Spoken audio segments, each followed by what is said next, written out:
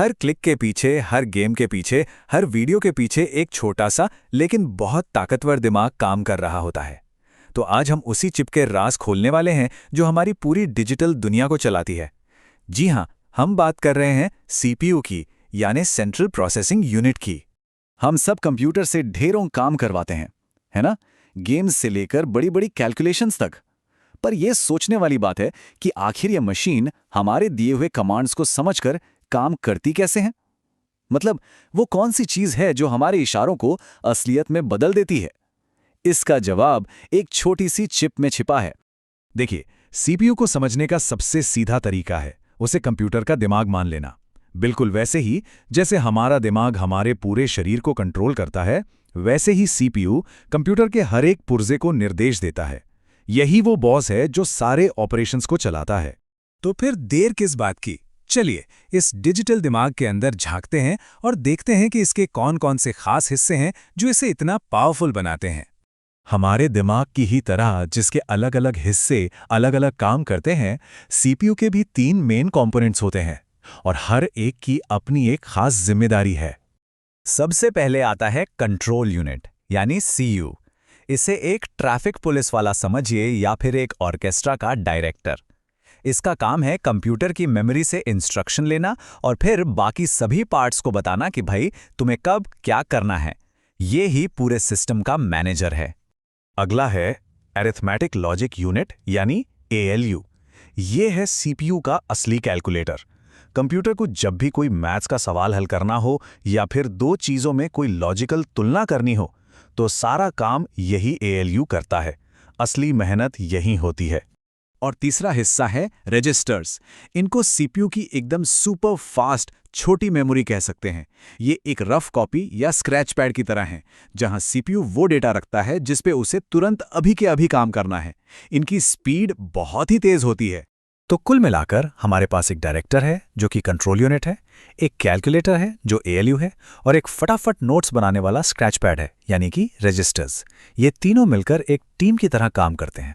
अच्छा, तो ये तो पता चल गया कि इसके हिस्से कौन कौन से हैं, पर सवाल ये है कि ये सब मिलके काम कैसे करते हैं। असल में सीपीयू का पूरा काम करने का तरीका एक बहुत ही सिंपल लेकिन उनग्लाउब्ड तेज 3 स्टेप के साइकिल पर चलता है। इस साइकिल का नाम है फेच, डिकोड, एग्जीक्यूट। पहला स्टेप, सीपीयू मेमोरी से एक निर्देश फेच करता है, यानी उठाता है।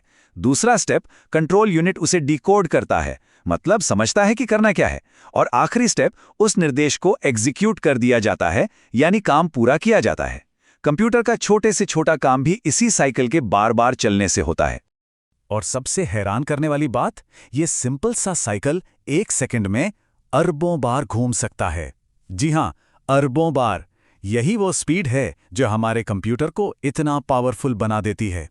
तो जब भी कोई कहता है कि फलाना सीपीयू बहुत तेज है या पावरफुल है, तो उसका असली मतलब क्या होता है?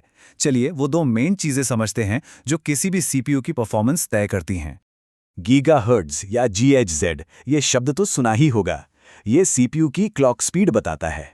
मतलब एक सीपीयू 1 सेकंड में कितनी बार वो फेच, डिकोड, एग्जीक्यूट वाला साइकिल पूरा कर सकता है। तो 4.5 जीएचजेड का मतलब हुआ 1 सेकंड में 4.5 अरब साइकिल। मतलब सीधा सा हिसाब है, क्लॉक स्पीड जितनी ज्यादा होगी, सीपीयू उतनी ही तेजी से काम निपटाएगा। परफॉर्मेंस नापने का ये एक बहुत बड़ा पैमाना है। लेकिन रुकिए, कहानी सिर्फ रफ्तार की नहीं है।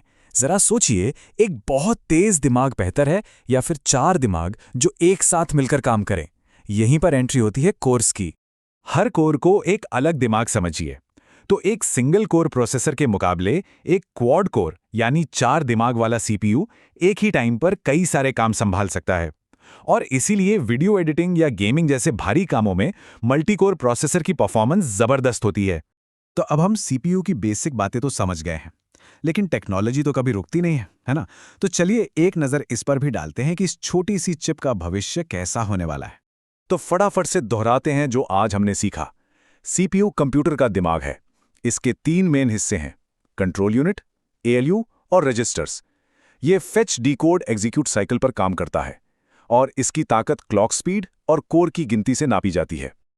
और अब अंत में एक सवाल, जिस रफ्तार से सीपीयू टेक्नोलॉजी बेहतर हो रही है, वो आने वाले समय में हमारी दुनिया को कैसे बदलेगी?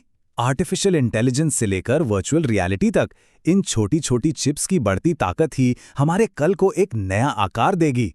सोचने वाली बात है ना?